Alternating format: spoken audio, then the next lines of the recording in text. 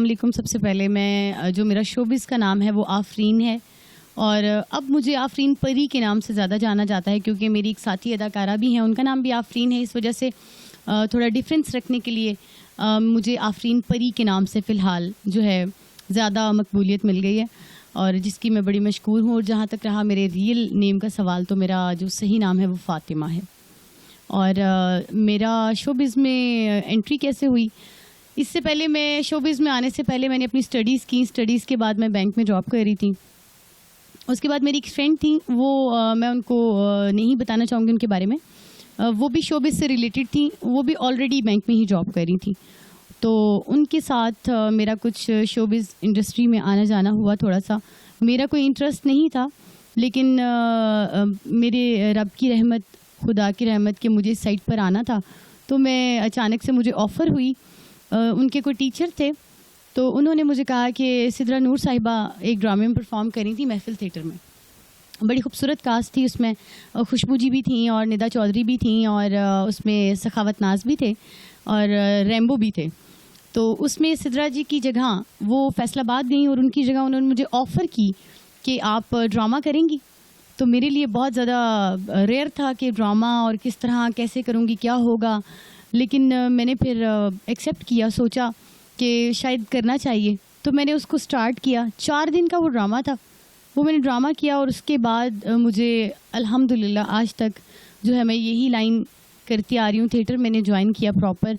मुझे मेरी क्वालिफ़िकेशन ये है कि मैंने इंटरमीडिएट तक पढ़ा है, इंटर किया है, मैंने FA किया हुआ है और अल्हम्दुलिल्लाह क्लियर है। मैं BA करना चाहती थी और अपनी स्टडीज़ को जो है वो कंटिन्यू रखना चाहती थी, लेकिन प्रैक्टिकल लाइफ में आने के बाद, बैंक ज्वाइन करने के बाद, फिर शोबिज़ इंडस्ट्री ज्वाइन करने के बाद मैं इसको कंटिन्यू नहीं कर सकी।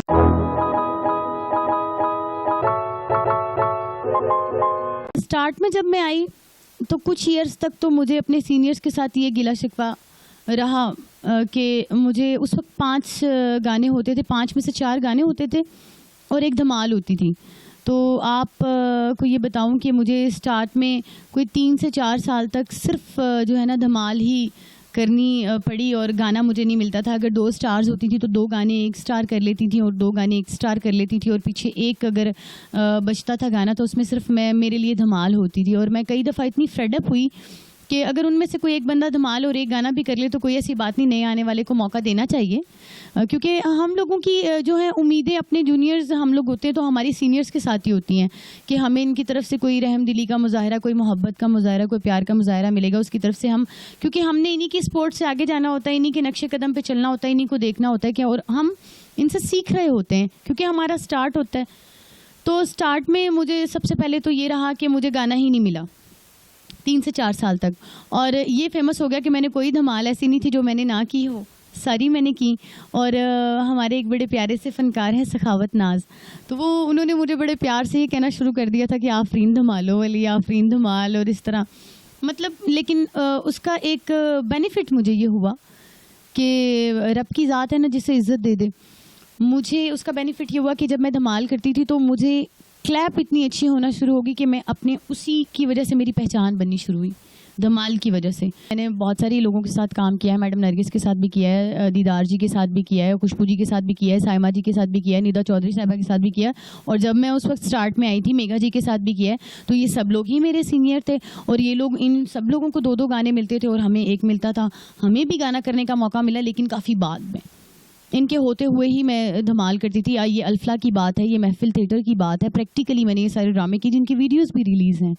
और जहाँ तक रही कि तंग करने की बात, देखें मुश्किलें और प्रॉब्लम्स तो इंसान जिस फील्ड में भी चला जाए तो आती हैं। तो मैं ये समझती हूँ अगर हमारे सीनियर्स में से किसी ने हमारे साथ कोई इस तरह किया तो उन्होंने भी कुछ बर्दाश्त किया होगा। क्योंकि मैं नाम डिस्क्लोज़ नहीं करूँगी, हमारे एक प्रोड्यूसर हैं, उन्होंने मुझे एक बात कही। मैं एक दफ़ा बहुत फ्रेडअप हो गई ना, बहुत ज़्यादा, कि मैंने कहा मैंने फील्ड छोड़ देनी है, मैंने नहीं करना। कि मेरी एक सीनियर थी, सीनियर अदाकारा, मेरे ज़्यादा क्लैप लेने की वजह से उन्होंने जो है मेरे साथ बहुत ज़्यादा मिसबिहेव किया और ये कहा कि तुम जो है मतलब कि इतनी ये यूँ कर रही हो और यूँ कर रही हो, इतनी जल्दी इतनी आसानी से सब कुछ नहीं मिलता और इतनी आसानी से सब कुछ नहीं होता। तो मैंने रोना शुरू कर दिया। मैं घर आई और मैंने ये सोचा कि शायद मैं आज के बाद थिएटर नहीं करूँगी, मुझे नहीं करना इतना, मतलब कि मैं बर्दाश्त नहीं कर सकती और ये वो। तो मैंने अपने प्रोड्यूसर से बात की तो उन्होंने मुझे कहा कि देखो आज तुम इस चीज़ को लेकर भाग रही हो, अगर आज तुम भाग रही हो तो तुम्हें ये बताता चलूँ कि इन्होंने भी अपने सीनियर्स को इसी तरह बर्दाश्त किया है। अगर ये आपके साथ आज यहाँ इस तरह कर रही हैं तो ये भी अपने सीनियर्स को ये वाला टाइम क्रॉस करके आई हैं यहाँ पे। इनकी सीनियर्स भी इनके साथ ऐसे करती थी, लेकिन इन्होंने उस मौके को बर्दाश्त किया और उससे कुछ सीखा। और ये जहन में रखो कि स्टेज जो होता है, स्टेज पे कोई सीनियर जूनियर नहीं होता, स्टेज ही पे जो आपका मुकाबला काम से होता है और आपकी जज पब्लिक होती है। जब आप बैक स्टेज को भूल जाओगे कि आपके बैक स्टेज पे आपके साथ क्या हो रहा है और क्या नहीं हो रहा है, जब आपको ये याद रहेगा कि मैंने अच्छी परफॉर्मेंस देनी है, मैं अच्छी एक्ट्रेस हूँ, अच्छी परफॉर्मर हूँ और मुझे स्टेज पे मेरा मुकाबला है, तो फिर उस वक्त तो कोई आपको आपका बाजू पकड़ के नहीं कहता कि निकल जाओ यहाँ से और ये नहीं करना वो नहीं। उसने जज होती है पब्लिक बताएगी कि आपका क्या मुकाम है। और अगर आज भागना चाहती हो तो भाग जाओ, नहीं तो इस चीज़ को जहन में रखो कि वो भी ये टाइम क्रॉस करके आज सुपरस्टार्स बनी है। अगर तुम्हें वो टाइम चाहिए तो इस चीज़ को तुम्हें जो अपने पल्ले बांधना पड़ेगा, इस नक्शे कदम पर चलना पड़ेगा।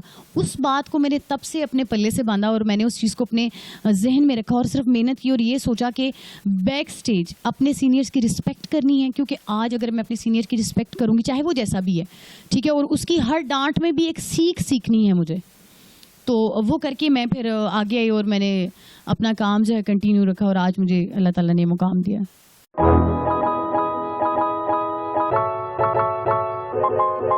अदाकारों की लड़ाइयाँ जो हैं कुछ जेलसी होती है, काम की जेलसी होती है क्योंकि और लेकिन हमारे यहाँ पर तो काम की जेलसी के अलावा फैंस की जेलसी जो है वो ज़्यादा प्रेफर करती है। मेरा नहीं ख्याल कि आजकल की लड़कियों को ये कोई प्रॉब्लम रह गई है कि जी मेरे से फ़लाँ लड़की का गाना अच्छा क्यों हो गया, फ़लाँ लड़की ने अच्छी परफॉर्मेंस क्यों कर दी, फ़लाँ लड़की किस डांसर डायरेक्टर से करी है, फ़लाँ लड़की जो है वो किस तरह अपना काम जो है किस तरह होमवर्क करती है अपना, क्योंकि इसका भी एक होमवर्क होता है, हमारी रिहर्सल्स होती हैं।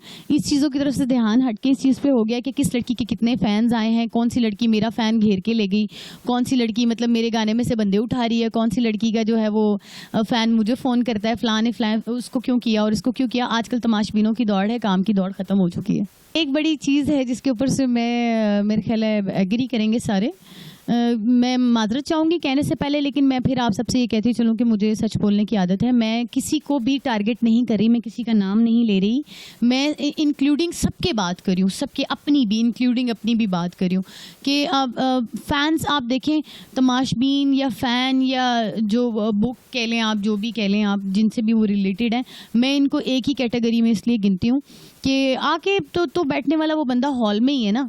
आप देखिए हॉल में ही बैठना है, तमाशबीन ने भी उधर ही बैठना है, फ़ैन ने भी उधर ही बैठना है, अगर किसी के साथ आपका परमानेंट रिलेशन है तो उसने भी उधर ही बैठना है। लेकिन अभी क्या हो रहा है, लड़कियां एक दूसरे को मिसयूज़ करती हैं, मिसयूज़ उन लोगों को इस तरह यूज़ करती हैं कि फ़लाँ के गाने में से उठ के चले जाना, फ़लाँ के गाने में बैठ जाना, आपस में इन लोगों की प्रॉब्लम्स क्रिएट करवाना और ये करना कि फ़लाँ भाई इतने बंदे बिठाओ आज मेरे लिए, और इतने वो चीज़ ख़त्म हो गई कि जेन्युइनली किसी के फ़ैन्स आएँ। और हैं ऐसी आर्टिस्ट हैं भी, ज़रूरी नहीं है सबके लिए है, लेकिन कुछ लड़कियां ऐसी हैं कि जो इन चीज़ों की तरफ बजाय इसके कि वो इन्वेस्ट करें अपना टाइम काम पर, वो इस चीज़ पर ज़्यादा इन्वेस्ट करती हैं कि किसको किस तरह हमने जो है टीज़ करना है, किसको किस तरह परेशान करना है, किसके गाने को हमने डिस्टर्ब करना है, बजाय इसके कि अपना काम ठीक करें। तो इसके लिए वो सहारा लेती हूँ उन लोगों का, चाहे वो तमाशबीन है, चाहे वो फ़ैन है, चाहे वो बंदा है जिसके साथ वो परमानेंट रह रही हैं, उन लोगों के साथ उनके सहारे से ये बाकी आर्टिस्टों को डिस्टर्ब करती हैं। अब जब किसी को ये डिस्टर्ब करती हैं, जो बंदी डिस्टर्ब हो रही थी, वो ये सोचती है कि ये जिसके उसके ऊपर बिहाफ पे ये सारा कुछ करिए उस बंदे को कैप्चर किया जाए, उसकी कोशिश उस तरफ लग जाती है कि ये बंदा इससे हट के मेरे पास आ जाए। तो आजकल तो ये चल रहा है। बाउंड फार्मूला ये है कि जिसके साथ मेरे ख्याल है कि 10 लोगों के साथ फ्रेंडशिप नहीं होती, किसी एक बंदे के साथ होती है, उसी को बाउंड फार्मूला कहते हैं मेरे ख्याल है। वो फ़ायदे ये होते हैं कि आजकल जितनी भी लड़कियां हैं उनके जहन में ये है कि खुद पर पैसा इन्वेस्ट करने से इंसान स्टार बनता है, हालांकि इंसान काम करने से स्टार बनता है, अपनी स्किल्स के साथ अपनी परफॉर्मेंसेस पे स्टार बनता है। लेकिन उनके जहन में ये चल रहा है कि पैसा इन्वेस्ट करने से, तो बेसिकली वो इन्वेस्टर्स हैं, तो वो इसलिए बाउंड उनको ये बेनिफिट होता है कि वो पैसे इन्वेस्ट करते हैं, चाहे उनकी ड्रेसिंग हो, चाहे उनके लड़के हों, चाहे उनके कोर्स हों, चाहे उनके कोर्स मतलब कि आपके बैकग्राउंड बैक पे जो लड़के डांस करते हैं वो हों, चाहे आपके डांस डायरेक्टर्स हों, चाहे आप कि भाई मैं इसमें कोई फ्रेम यूज़ कर लूँ, मैं इसमें कोई चारपाई यूज़ कर लूँ मैं, कुछ ऐसा। तो वो इन्वेस्टमेंट, बेसिकली वो इन्वेस्टर्स हैं, वो अपने ऊपर इन्वेस्ट करके करने के लिए उन लोगों को रखते हैं, ताकि कि उनके जहन में चल रहा है कि शायद हम लोग इससे बिग स्टार बन जाएंगे या हम जल्दी आगे चले जाएंगे, बजाय इसके कि हम slow and study win the race करें। ऐसा कुछ नहीं है। तो वो बेसिकली इसलिए उन्होंने बंदों को हायर किया हुआ होता है। बेसिकली ये होता है कि जब वो इन्वेस्टर्स इनको सपोर्ट कर रहे होते हैं तो उनके फिर जो है उनके साथ उनके ऑफ कोर्स फिजिकल रिलेशंस भी होते हैं। तो आपको पता है कि मैं ये समझती हूँ कि मेरी इस बात के बाद बहुत सारे लोग माइंड भी करेंगे, बहुत सारे लोग गुस्सा भी करेंगे, लेकिन हकीकत तो यही है कि गिव एंड टेक है। ये तो आप किसी बच्चे को भी कहेंगे, किसी आम बंदे को भी कहेंगे, तो गिव एंड टेक आजकल का जो दौर चल रहा है, तो ऑफ कोर्स के बहन बना के तो कोई भी बंदा कुछ नहीं देता।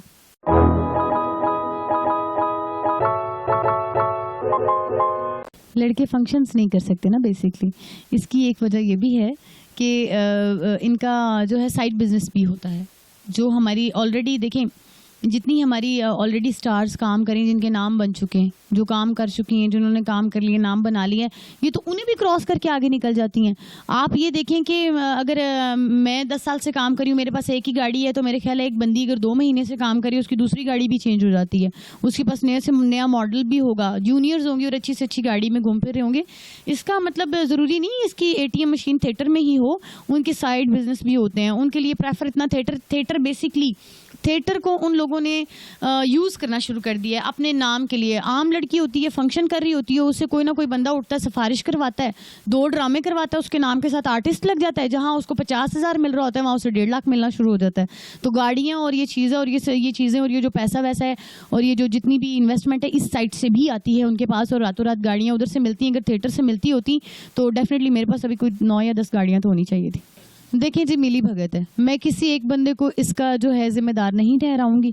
देखें आजकल तो ये सिस्टम हो गया कि किसी का रिलेशन डायरेक्टर से है, किसी का रिलेशन प्रोड्यूसर से है, किसी का रिलेशन एक्टर से है, किसी का रिलेशन जो है वो किसी सिफारिश की बेस पे है।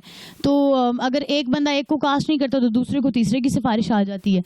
तो ये तो मिली भगत है। यहाँ पे तो बिल्कुल आप नहीं कह सकते कि किसी एक बंदे को जिम्मेदार आप ठहरा ही नहीं सकते। और अभी तो ये दौर चल रहा है कि जो लड़की मतलब कॉपरेट करेगी, कंप्रोमाइज़ करेगी, वो स्टार है, और जो नहीं करेगी वो अगर स्टार भी है तो वो कुछ नहीं है। आपको बताऊं कि आप इतना इरिटेट किया जाता है कि जूनियर लड़की है एंट्री आपकी, सीनियर की एंट्री बाद में हो रही है।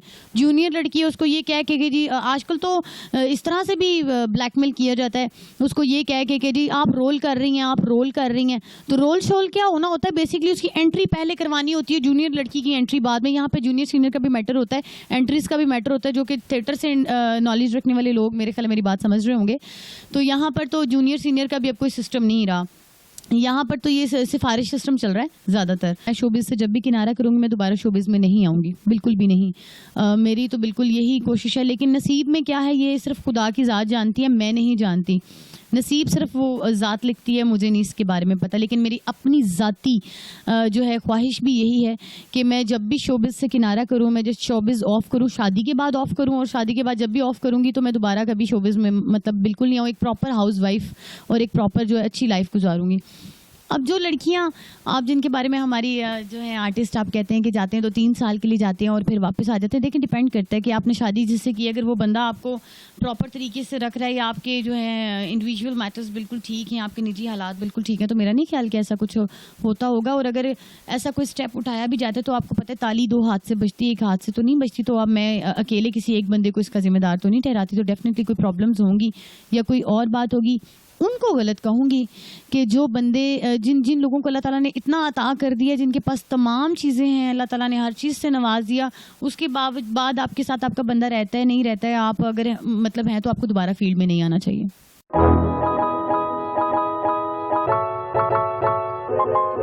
सबसे पहले तो ये कि जो अदाकाराएँ मर्डर होती हैं उसमें मतलब मैं सबको तो नहीं गिन सकती, क्योंकि देखिए मैं किसी के साथ तो नहीं थी या मुझे किसी के बारे में इतना प्रॉपरली नहीं पता। लेकिन मोस्टली क्या रिजल्ट्स होते हैं उसके बारे में मैं आपसे डिस्कस कर लेती हूँ। मोस्टली ये होता है कि पैसे की दौड़ आजकल इतनी ज़्यादा हो गई है कि चलें मिसाल के तौर पर अगर आपका किसी एक ही बंदे के साथ रिलेशन है भी तो कोई बुरी बात नहीं है। आप 10 जगह पर रिलेशन बनाने के बजाय अगर एक बंदे के साथ रिलेशन बना लें तो ये बहुत अच्छी बात है मेरे नज़दीक, कि आप एटलीस्ट एक ही बंदे के साथ मे बी इन फ्यूचर आप उसके साथ जाके शादी कर लें, मे बी आप मतलब देखें आजकल तो ये सब है ना कि एक दूसरे को समझ लें, जान लें। लेकिन होता क्या है, उस एक बंदे के बावजूद 10 बंदे और होते हैं। तो जब आप किसी को चीट करते हैं, आप देख लें जितनी भी लड़कियां मर्डर हुई हैं, जितने भी ये मर्डर्स हुए हैं, इसके बैकग्राउंड में आपको लड़की ही गलत मिलेगी। आपको उसका बैकग्राउंड जब आप चेक करेंगे आपको पता चलेगा इसका इधर भी रिलेशन था, उधर भी। जाहिर सी बात है जब एक बंदा आपको सपोर्ट कर रहा है, चाहे वो आपके घर के किचन की ग्रॉसरी से लेके आपके थिएटर की या आपकी इंडस्ट्री जहाँ पे भी आप काम करें, आपको हर हवाले से आपके कपड़ों तक, आपकी सारी जितने भी एक्सपेंस हैं वहाँ तक, आपके फ्यूल तक आपको अफोर्ड करता है। उसके बावजूद भी आप जस्ट पैसों की खातिर उसको चीट करके किसी और बंदे के साथ रिलेशन बनाए, तो डेफिनेटली ये फिर उसकी कतारसिस होते हैं जो निकलते हैं।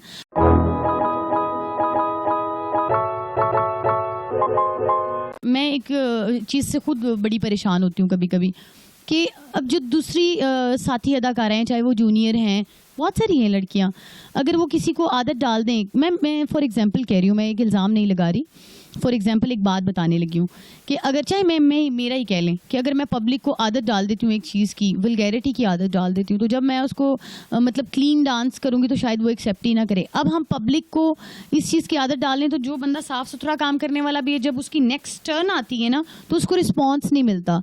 हमारे यही प्रोड्यूसर्स, हमारे यही डायरेक्टर्स, हमारे यही को एक्टर्स, हमारे मतलब कि जो जितना अमला होता है, हमारे जितने ये सब लो जी लो, वो तो फ़लाँ लड़की इसको बीट कर गई है, फ़लाँ लड़की से क्रॉस कर गई है, फ़लाँ की कंपैटिबिलिटी में नहीं आती, तो वो बातें शुरू हो जाती हैं। तो आजकल अपनी इज्जत कायम रखने के लिए भी ना चाहते हुए भी नेगेटिविटी में जाना पड़ता है, फहाशी और वल्गैरिटी को फ़रोग दे। लेकिन आपको मैं एक और बात बताती चलूँ कि इस वक्त जो कम्युनिटी थिएटर में आती है, वो कम्युनिटी भी मतलब आप ये वो वाली कम्युनिटी है जिससे उस चीज़ की आदत डाल दी गई है। आप जैसे जो लोग घर पर बैठ के इन चीज़ों को नहीं देखते या इन चीज़ों को लाइक नहीं करते, वो लोग आते भी नहीं हैं। लेकिन ऐसा राइट नहीं होना चाहिए किसी का भी, ना एक्टर का, ना डायरेक्टर का, ना प्रोड्यूसर का, ना मतलब किसी का भी कि मुआशरे में किसी गलत चीज़ को फ़रोग दे। लेकिन इस कदर भी फहाशी और इस कदर भी वो नहीं है। लेकिन मैं ये भी नहीं कहूँगी कि बिल्कुल नीट एंड क्लीन है, बिल्कुल नीट एंड क्लीन भी नहीं है और बिल्कुल उस तरफ भी नहीं है। इसके बिटवीन आप इसको कह सकते हैं कि ये चीज़ें साथ साथ हैं जो कि नहीं होनी चाहिए।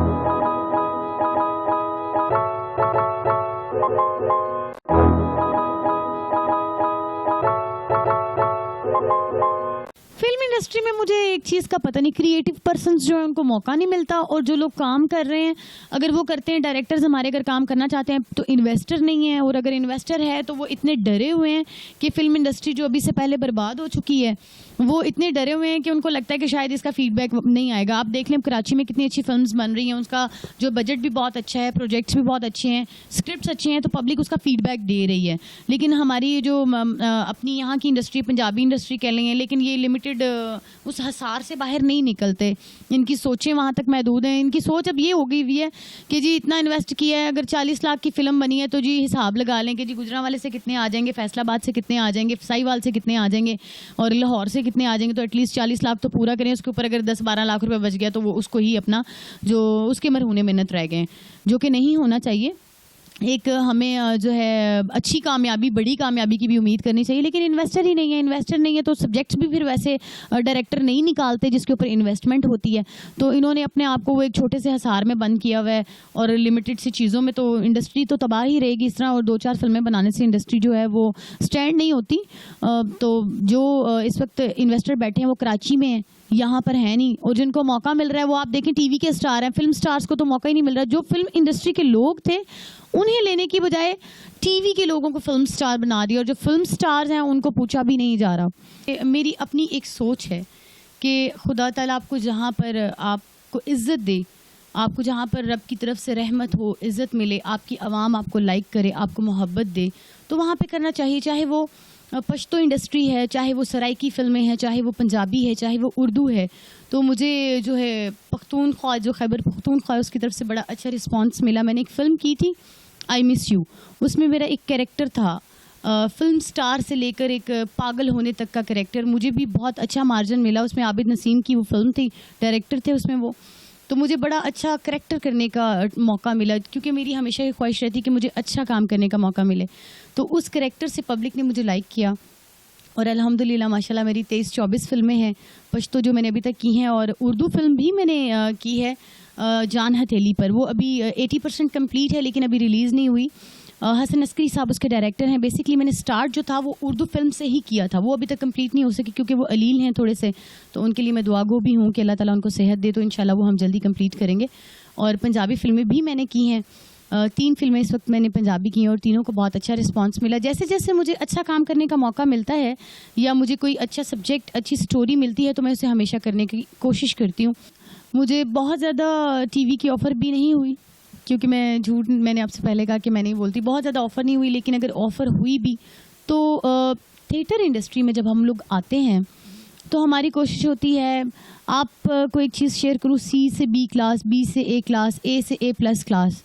तो जब हम C से B, B से A तो मतलब इस तरह मूव करते हैं तो हमारे पास जो है ना वो फिर अपना थिएटर इंडस्ट्री को थोड़ा सा भी, अगर हम उसमें थोड़ा सा भी गैप छोड़ें तो आपकी प्लेस कोई और ले लेता है। आपको पता है आगे पीछे एक दौड़ लगी हुई है, ठीक है। तो मेरी एक ये भी कोशिश थी कि अब एक चीज़ को कर लिया तो उसको पाए तकमील तक पहले मैं पहुँचा लूँ, यानी कि एक मुकाम हासिल कर लूँ इस चीज़ में, उसके बाद किसी और फील्ड में कदम रखा जाए। क्योंकि आपको पता है कि टीवी जो है, टीवी को प्रॉपर टाइम देना पड़ता है, उसके लिए बहुत ज़्यादा टाइम लैप चाहिए होता है। लेकिन हमारा जो थिएटर है उसको फिर बीच में आप, मतलब कि टीवी अगर आप कर रहे हैं तो आप बीच में से निकल के थिएटर के लिए नहीं जा सकते। तो यहाँ की पब्लिक भी जो है वो इतनी मोहब्बत करती है कि मेरा खुद छोड़ के जाने को दिल नहीं चाहता। लेकिन फिर भी मेरी ये कोशिश रहेगी कि मुझे जब कभी कोई बहुत अच्छा कैरेक्टर ऑफ़र हुआ, सोलो कैरेक्टर ऑफ़र हुआ, क्योंकि हर बंदे की अपनी एक थिंकिंग है, तो मेरी अपनी एक थिंकिंग है कि मुझे अगर कोई टाइटल ऑफ़र हुआ तो मैं ज़रूर करूँगी। लेकिन मुझे अभी तक कोई टाइटल ऑफ़र नहीं हुआ, इसलिए मैंने टीवी नहीं की।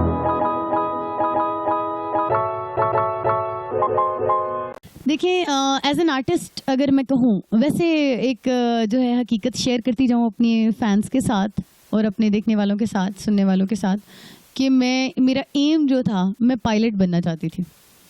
मतलब वो तो नहीं हो सका, लेकिन अल्लाह ताला ने मुझे एक ऐसा जो है प्रोफेशन दे दिया जिसमें मैं पायलट, डॉक्टर, वकील, व्हाटएवर, लॉयर, जज, हर चीज़ बन सकती हूँ, मीन्स कि कैरेक्टर के हवाले से। तो फ़िलहाल जो मेरा एम है, आपको पता है कि कुछ झूठ नहीं होगा इसमें, कि हर बंदे को टॉप पर जाने की ख्वाहिश होती है। तो मैं ये समझती हूँ कि अल्लाह ताला ने मुझे जितनी भी इज़्ज़त दी है, जितना भी नाम दिया, उसका बेहद शुक्रिया। और जितने भी मेरे फ़ैन्स हैं जिनकी वजह से मैं आज यहाँ तक पहुँची हूँ, तो उन्हीं की दुआओं के साथ मुझे जो है ये ख्वाहिश है कि मैं जितना भी काम करूँ या मेरा जितना भी नाम बने मज़ीद, या जितना है, मुझे लोग अच्छे लफ्ज़ों में याद रखें। और इसी चीज़ का यही मेरा एम है कि मैं एक अच्छी आर्टिस्ट बनूं और वो कैरेक्टर्स करूं जो कि शायद इस वक्त नहीं हो रहे।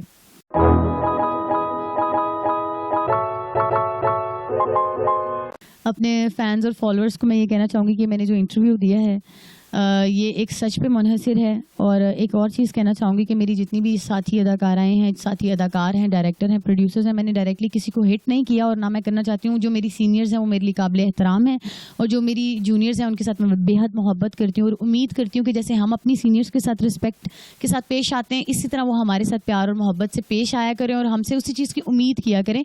बज़ाहिर कभी कभी ऐसा होता है कि इंसान देखने में जैसा लगता है वैसा होता नहीं, तो इंसान जब एक दूसरे से मिलता है तो मिलने के बाद ही पता चलता है, और मिलने जुलने से मोहब्बत भी बढ़ती है और प्यार भी बढ़ता है और सुलूक भी बढ़ता है।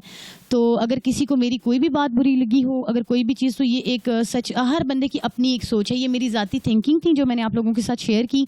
तो अगर मेरी कोई बात बुरी लगी हो तो उसके लिए मैं माजरत चाहती हूँ। और जो फैंस हैं, आप लोगों को भी अगर मेरी कोई बात बुरी लगी हो तो आप लोगों से भी माजरत। लेकिन ये कि ये मेरी अपनी एक ज़ाती थिंकिंग थी और मेरी एक लाइफ की सच्चाई जो आप मुझसे जानना चाहते थे, और मैं चाहती थी कि कुछ बातें जो मैं आपसे शेयर करूँ। और फैंस के लिए ये पैगाम है कि आप जो कुछ भी हूँ, आज आप लोगों की वजह से हूँ। और आप लोग अगर आज ज़िंदगी में आगे कहीं मैं पहुँचती हूँ तो वो भी आप ही की, उसकी वजह भी आप ही होंगे, क्योंकि फ़ैन्स ही होते हैं, मोहब्बत करने वाले होते हैं जो आपको कहाँ देखना चाहते हैं। तो ये आपने डिसाइड करना है कि मैंने यहाँ रहना है या आगे जाना है। तो मैं हमेशा आपकी मोहब्बत की मशकूर रहूँगी।